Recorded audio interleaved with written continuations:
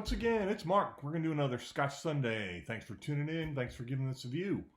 Today, sorry I missed last week. I actually recorded this same tasting last week. Brand new, just opened the bottle. I like to do that so that I'm giving you my first impressions of it. But I had some video failure and wasn't able to do it last week. Got a lot to say about this one, so I don't want to dilly-dally around too much. Let's get right to it. All right, today we have the Chivas Regal Mizunara Oak. This is a no-age statement, and this is, of course, from Chivas. This is actually a blend. This is actually a blended Scotch whiskey. This is a mixture of both different kinds of grains in it and different barrels, different distilleries. So this is got a lot of stuff being blended in there. Different kinds of grain, and you got some malt, mostly malt. You'll have some other grains in there also. Don't know how many different distilleries are involved, how many different kinds of grains are involved. It's more than one. So that's what makes this a blend. And Chivas this is a no age statement. It is, let's see what can I tell you what ABV is? I think it's 40 ABV. And it is indeed 40% ABV. This is going to probably be a limited run. You're not going to probably get this for very long because I believe that they're going to do an age statement Mizunara Oak later in this year.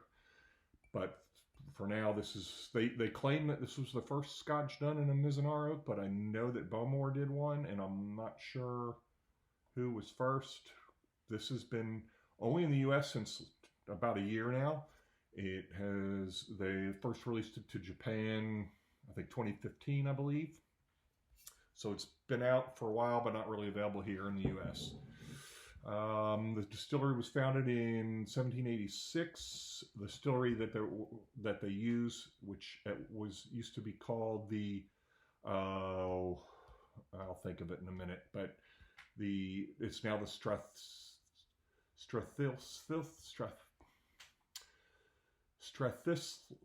Distillery, and it's in the Speyside, and it's the oldest working distillery in Scotland. Now, this is not where Chivas has always distilled there. They purchased the distillery, I think, in 1950, and they've been distilling there since.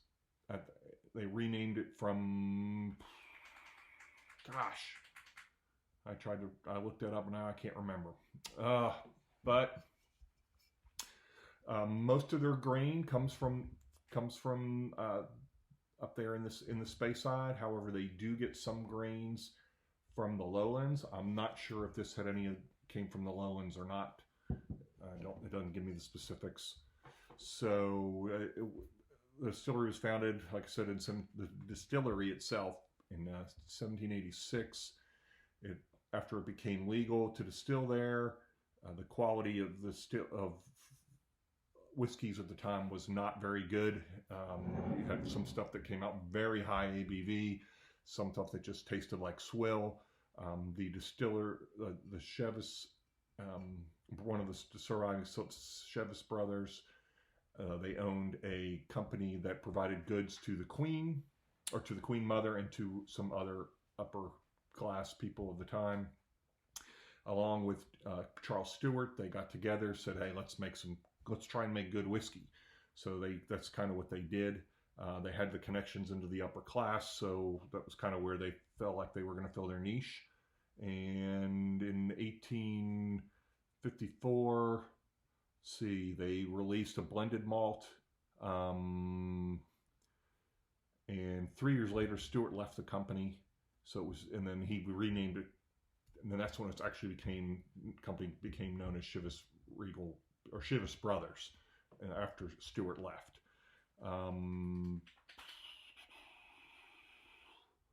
They have like I said, they mostly deal in blends. Some of their grains come from Glenlivet, Longmore, and there's some others. So they also get their barrels from. in the early 1900s, 1909, they decided they had a connection in the U.S. They had some U.S. agents here, so they were going to start. They started marketing into the U.S. Because the U.S. at the time had a very booming economy, and so they really wanted to really take advantage of that, and so they kind of produced this. Hey, let's make whiskey some a luxurious commodity. So that's what they aimed it for. They came out with a 25-year, which was then classified as the oldest and best of the blend of the era. And when they started introducing it that way, that's when they kind of got the term Regal in there, that they were heading to aiming for this upper echelon of society. It was the world's first and oldest luxury whiskey. In 1950, it was the Middletown distillery is what the one that they bought in 1950 and renamed it Strathosa. Seagram's at 1949. Seagram's actually owned the company. Seagram's was the company that was involved in that at that time, because they actually had purchased the company in 49, and that's who bought the distillery and where it is today. However, at the time, the owner of Seagram's was Jewish, so the Chivas was not sold in the Middle East at the time. It was banned in the Middle East, and in 2001, Pernod Ricard acquired a company, and then after 4 decades of absence, Chivas was reintroduced to the Middle East. So let's see, what else? Oh, let's talk a little bit about Mizunara oak. I really want to get to the tasting. I don't want this to drag out any longer than it has to. Mizunara oak is an oak from Japan. The trees grow very crooked, and the wood is very difficult to work with. So with that, you have special coopers that specifically work with this type of wood. The wood is also very porous, and so there's a lot of leakage, and there are times when they will literally open a barrel and it'll be empty because there's just so much leakage. The wood, it does have a little bit different flavor because it is so porous. A lot more of the oak gets in there. Let's see, what else can I tell you? It's probably all I need to tell you. All right, let's read what they say on here, and it's not much. Okay, inspired by Japan, Chivas Regal Mizunara is a unique signature blend crafted by master blender Colin Scott from the hand-selected selection of malt and grain whiskeys in honor of the Japanese art of whiskey making. Mizunara is a rare and unique oak from Japan, has been used to marry some of this exclusive blend. The result is a Scottish tribute to the Japanese discernment. Nothing really here on the front. And this doesn't say anything about color, and I'm thinking it's because it's no age statement.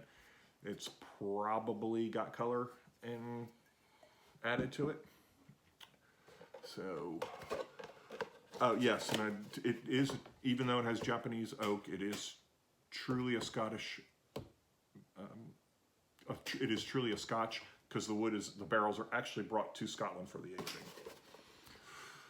Inspired by Japan, I think this is just the same thing that's on the bottle. It sure is. Okay, there is nothing else there. So let's give you a little color. Okay, so there you have the color. And that.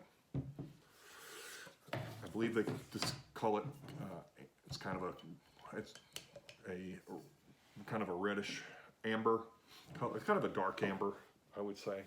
But again, it's color added, so who knows what it really looks like.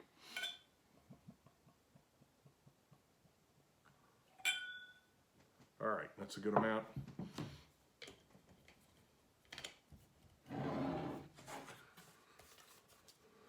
All right, give you the color. You can kind of see. I don't know why I'm telling you, because again, it's not natural. All right, let's give it a roll.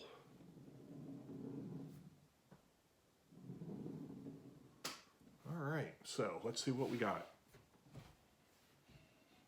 Okay, I definitely can tell it's at 40 ABV. There's not getting any alcohol, pepper at all. Pears is the first thing that jumps out at me.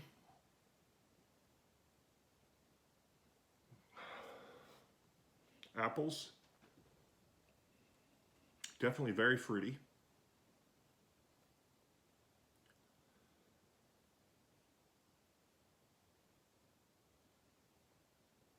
Maybe a little orange zest.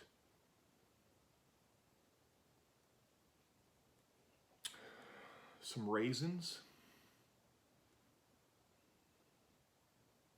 I'm not getting a whole bunch of oak, so I don't know what Mizunara is supposed to smell like, so I think I've only had Mizunara one other time.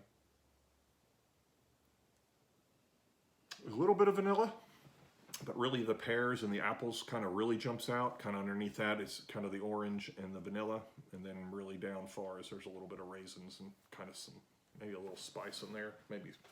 All right, let's give it a taste.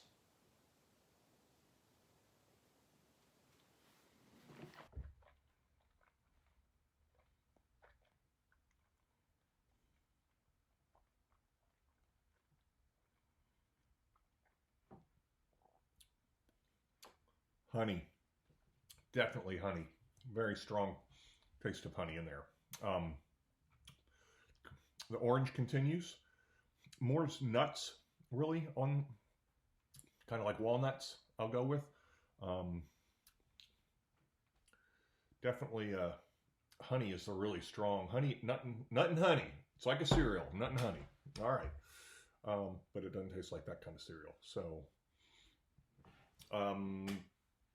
finish is kind of short, which I'd expect with a 40 ABV. It disappears pretty quick, and it's a blend. It's not going to have that heavy sherry influence on there.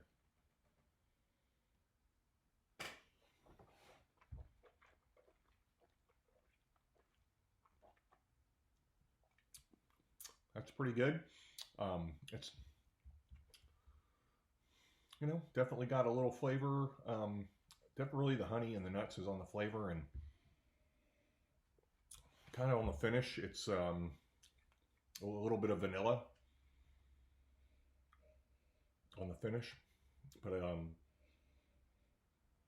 yeah. So anyway,